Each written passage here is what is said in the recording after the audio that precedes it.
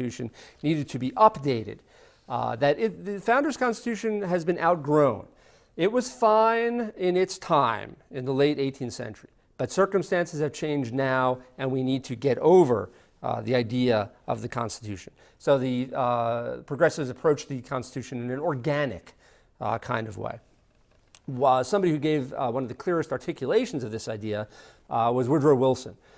In a book that he wrote in 1908 called Constitutional Government, he expressed the progressive view of the evolving nature of the Constitution. Wilson said, "The makers of our federal Constitution were scientists in their way, in the best way of their age.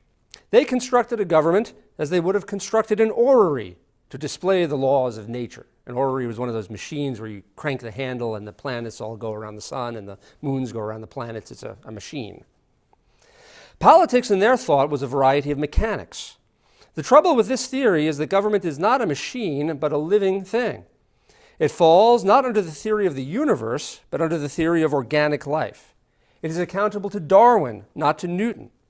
And Wilson goes on to say that as a result of that, all the founders' devices in the Constitution, such as federalism, separation of powers, checks and balances, even representation, all of those devices that the founders used to limit and control government were now part of the problem. And we needed government that could act in a unified, organic kind of way. We needed government to cooperate rather than to be checked and balanced the way that the founders designed it. All that progressives ask or desire, Wilson said, in an era when development and evolution is the scientific word, is to interpret the Constitution according to the Darwinian principle. Right? So that is really the sort of intellectual foundation of progressive historicism. In the legal world, in the constitutional world,